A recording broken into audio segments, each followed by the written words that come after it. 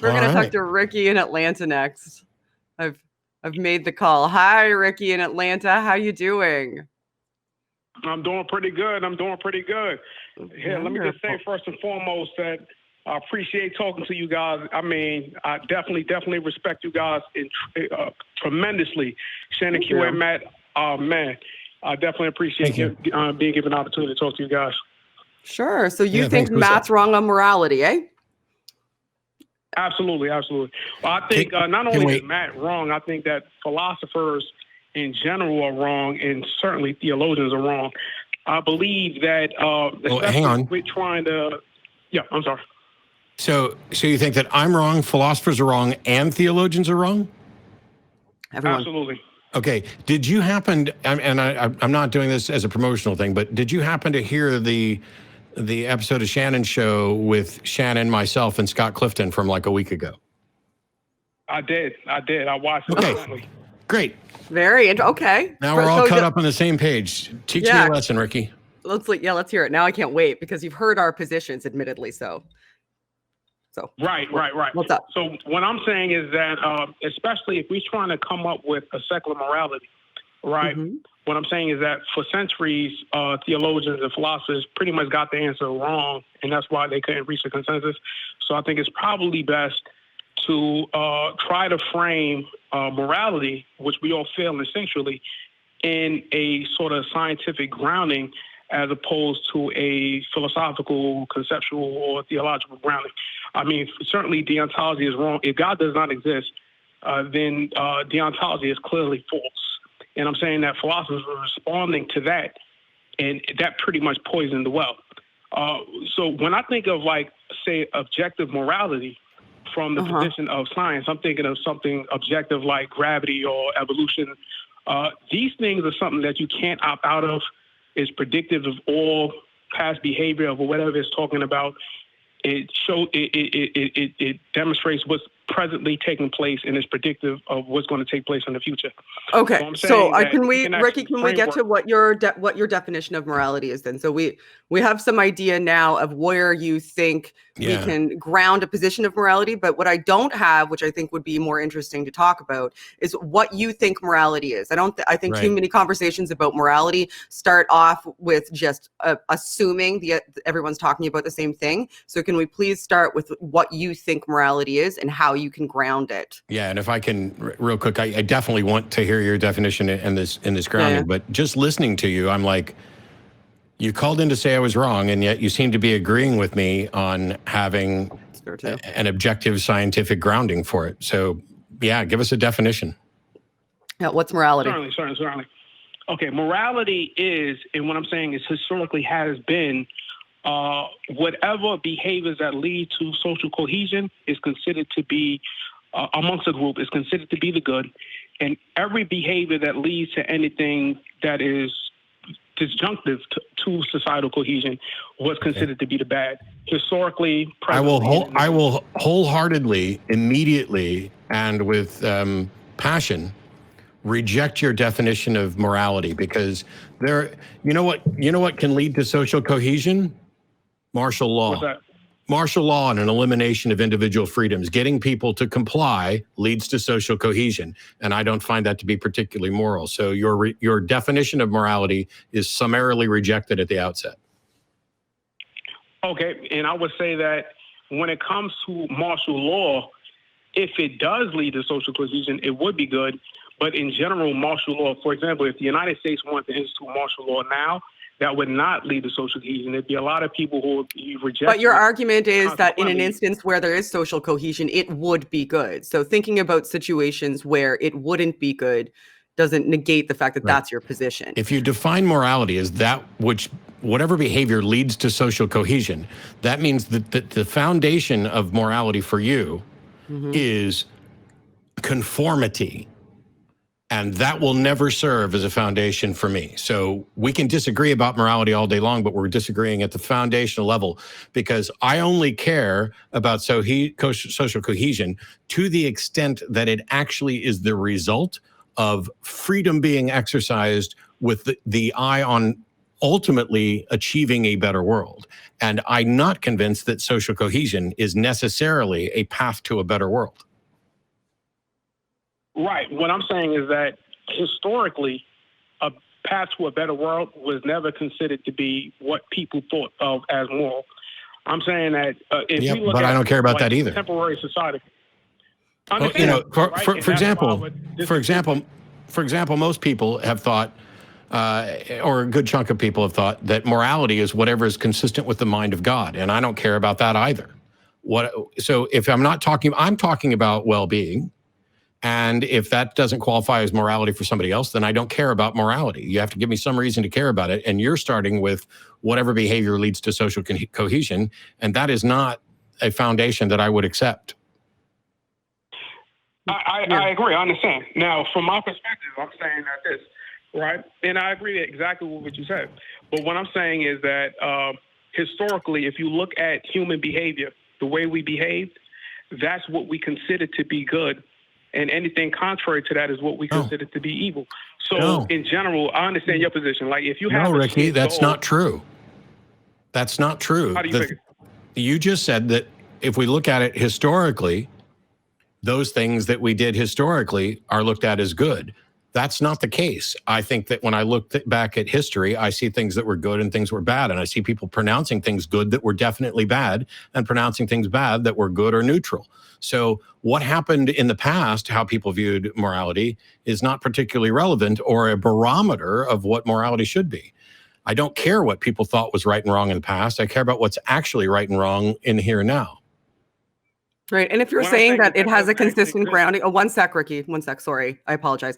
But if you're saying that it has a consistent scientific grounding, for example, then it should be immutable. It should be consistent over the course of time. You shouldn't be, you shouldn't even have to reference historical perspectives on how people behaved in regard to social cohesion, because that seems to me like what you're doing. It seems to me like what you're doing is you're saying historically people did things that we would maybe consider immoral now, but they achieved potential social cohesion. So we labeled anything that achieved potential social cohesion as moral. And thus morality to me is anything that achieves social cohesion, regardless of what that activity looks like. Sorry, there's a train going by my house. But that is not, that I don't think that that is a really well-functioning version of any sort of definition of morality. You're essentially saying over time people have behaved in a certain fashion in order to achieve social cohesion. I'm going to label that morality and then say that that's grounded in science, but that doesn't inform anything about how people should behave. You don't get to an ought there. You just say how people behaved in respective to this particular goal is morality, but you don't, and we're going to label it that regardless of what that behavior looked like, and not measuring how those behaviors affect other people or why they would be good or bad. We're just labeling any of those behaviors that achieve that goal as moral. And that doesn't ever get you to an ought. It doesn't get you to we should behave this way. It doesn't get me to morality is. It gets me to, based on looking through history, this is what I think morality was, and that's not, and it still doesn't give me a functioning, working, I should behave in accordance to this way. This is good, this is bad definition that I think would be useful in any, but by any perspective of enacting morality in your life, which is I think what should be the most important. I think I can do that if given an opportunity. I can lay out that case. But okay. I would begin with by saying that the is-ought fallacy is contrived from theology and philosophy, and it has no actual basis. And the reason why I say that is because if we are indeed living in a deterministic world, which seems to be the case which science is laying out, then the idea of what you ought to do or duties is meaningless, because you either are going to do an action or you are not, based on your biological imperatives and your experience. So what you ought to do is irrelevant. No, but the is-ought Humean induction is not about what you should or shouldn't do. It's about logic in general. So you're just saying you can't get an ought. Yeah. It's called the is-ought problem because no one has been able to come up with a way to derive an ought from an is that succeeds. Now, I would agree with you to some extent with you saying that if the world's deterministic, then ought becomes somewhat irrelevant. However, you've got an issue with regard to soft determinism, hard determinism, but moreover, we are still thinking agents, and we are still reflective thinking agents.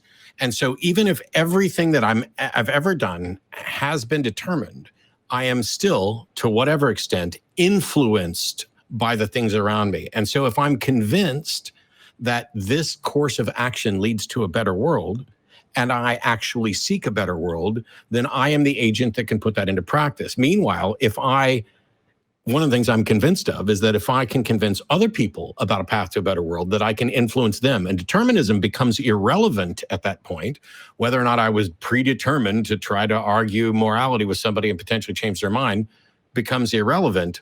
What matters then is what is. And all we're talking about when we say this is, here's our goal, some better world, whether you think it's social cohesion or I think it's well-being. And what path are we going to take to get there? Which paths lead us there and which paths lead us away from that? And you can't always tell. So how even if you went with your social cohesion definition, which I mean I'm rejecting outright, what foundation can you use to tell people, hey, here's the way we should act to get to what I think is a better world? That's where I'm at. Easily. And Okay. I definitely appreciate everything you said. I agree with everything you said. All right, I would say this. I'm a humanist, right? So Awesome. when I look at history, I'm looking at how the problem or where evil comes into play is when, well, number one, xenophobia is instinctual, right? It helps us from our 200,000 year evolution where we lived in small bands and we had to compete over scarce resources. What I'm saying is that moral progress is essentially us including more people into our groups. And that is what led to the abolition of slavery. That's what led to the more rights for women. This is what led to rights for trans people, because we consider more and more people as a part of our group. What we would both agree that that's good, right? Yeah, but why is it good? But also, I'd say xenophobia is not necessarily instinctual, but I understand what you're saying, and it can certainly feel that way. But this is, I think it's learned behavior, personally, but I could understand somebody seeing it as instinctual. But to what Shannon's asking, you're saying that moral progress involves us including more people in our group. And another way to phrase that would be to say, to break down the in-group, out-group barriers so that we are far more inclusive, so that the entire, all of humanity qualify for the same value in any given situation for an individual, which, by the way, I'm not necessarily in favor of and think is unrealistic, because I'm always going to care more about me and then the people who are immediately in my life, and a little bit more than, yesterday, thousands of people died whose names I'll never know. They died in a place that I'll never visit, that I know nothing about. To pretend that I care as much about them as Shannon or myself is ridiculous. But in an ideological sense, I can say that those people matter and should have the same rights and freedoms under the law and under any system viewing itself as moral, irrespective of whether or not I care as much about them as I do about myself or Shannon. Yeah, and I agree with what Matt's saying, but I'm still I agree. Okay. From your framework, so Just your wanna be framework clear. is, one sec, Ricky. So your framework is anything that achieves social cohesion is by definition moral. So anything at all, no matter what happens, if it achieves greater social cohesion. How do you stop me from killing everybody else on the planet except for me and one other person, and then I've achieved 100% social cohesion as long as I picked a person who agrees with me? Yeah, or 3 or 4 even, doesn't matter how many. Social cohesion I can is easily what explain that inspired too. the Nazis, by the way. Yeah, any authoritarian regime. Exactly, and I think that's what, and I think that's exactly the point. When we understand that about human psychology, then we could prevent that type of behavior in the future. That's why I say it's predictive of human behavior. So But what it doesn't I'm make saying it is that all morality. criminal activity. Now, what I'm saying is that the morality that philosophers and theologians are talking about doesn't exist. The only thing that we can say objectively is that, number one, human beings who are social animals, is assuming they're not sociopaths, who doesn't have those pro-social biological imperatives like mirror neurons and dopamine and serotonin and gut instincts that tell them not to do something things, feelings of guilt and shame. These are all biological and can be demonstrated and measured objectively in a lab, right? So that's what I'm saying. This is objective morality here. These are instinctual things that we can measure. And social. So you don't think that anything like morality really even exists then? So you just think that, No, is that kind of what you're saying? That's exactly what I'm saying. Well, as defined by philosophers and theologians, I don't think that exists. What I'm saying is that historically, this has always been what we refer to when we talked about morality, and we rationalize it post hoc after the fact. So if we look at, for example, the Bible, if we look at it, the Old Testament, better. Right? Yeah, what I'm saying is that, so the Israelites always thought that they were the chosen people, and that God was for them. Jesus even said that he only came to the lost children of the lost sheep of the house of Israel. It was Paul and them other guys who said everybody else is included, but Jesus never said that, and the Old Testament certainly didn't say that. So from the perspective of the Israelites, to kill another Israelite was wrong. Thou shalt not kill.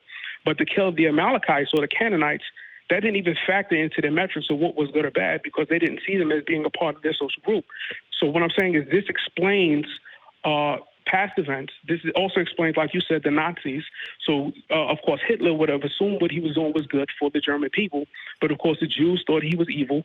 The British thought he was evil. And we could look back anachronistically and say that. Because he was. Yeah, he was. I'm sorry. You've managed to break down my Zen barrier, because honestly, and I hate to say this, Ricky, this sounds like a bunch of moral nihilistic crap, and a gross oversimplification, because there are people who have done bad things and do bad things, and I don't and should not include them in my social in-group.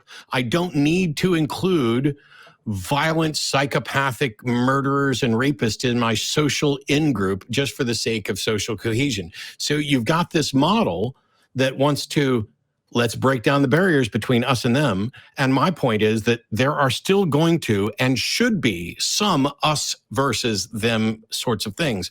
That's how you make sure that you don't let society devolve to a low, dull, gray hum of apathy and nihilism. Well, no, I agree with you. So what I'm saying is, if you then look stop calling in to tell me I'm wrong if all you're going to do is agree with me every time I say something. Well, I agree with you with that part. I don't agree with you with everything. For example, I don't believe that. For example, if we look at, say, the way we treat soldiers and the way we treat murderers, they do the same thing. They both kill, but one are treated as heroes and the others are treated as evildoers, right? One, of course, kill for the benefit of their society, which are the hero soldiers, and one killed for their own, their own ends, which would cause dysfunction in that society, and that's why we leave. I don't really need this. I don't really need this first grade level education. Either we've got a moral system that you want to advocate, or we don't. But I don't know what the hell this has to do with God or religion, or at this point, even morality. If you're just going to agree with whatever I come up with while also advocating for a moral nihilistic, simplistic notion that all we need to do is break down barriers between us and them. Okay, agreed generally and disagree specifically. I know that's what you're saying, which is why I wrapped it all up in a nice bow before saying goodbye. Yeah, I think what Ricky's saying is, if I'm understanding correctly, that he doesn't think that anything like morality really exists. He thinks that we've named things through history that benefited our groups as moral, and that's why it's changed over time, and it doesn't exist in any sort of like immutable sense.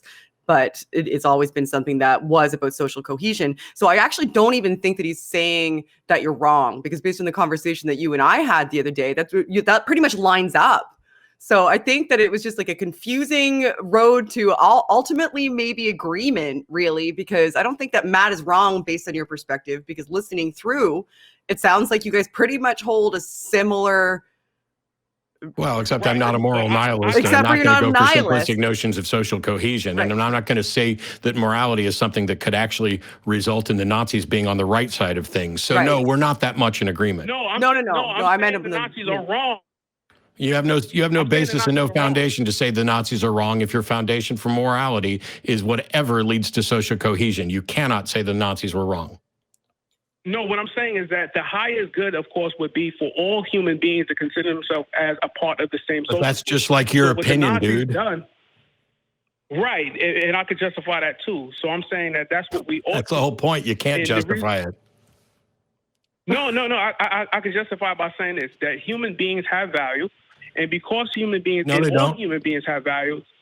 Of course they do. I even listen to you say the difference between intrinsic and inherent. No. They have value. They have value to me, but they don't have any intrinsic value. Well, let's say they have systemic value. So if they have systemic value, simply because that either they can be Albert Einstein. But that's or still they have the subjective. propensity, or they should do that. There's no imperative for any individual to consider another human being as valuable. We just tend to associate with the people who do. Right. What I'm saying is it's wise that we include more and more people into that circle. And the people who want to reject that, I would agree. Who don't want to do that, we can then punish them because they're causing disjunct to our society. So we have a right to then lock them up. We have a right to. I think that's a right we exercise, but it's not like we have that right intrinsically. You see, there's so many stopping points here that it's like you've got a good idea that just halts. So why don't we stick a pin in this? Right. I understand that you have to talk to other callers. And I think that if we was to go through those points, I would be able to convince you to be honest with you. Maybe not, but I think I can. I pretty much guarantee you won't. Maybe Ricky, we are going to have to let you go, but maybe like shore it up a little bit. Instead of approaching the conversation as you're wrong, maybe, have a presentation about what you think, what your morality perceptions are, that's a little bit more tied together, because it took us a little while to even get to the point that we knew that you somewhat agreed.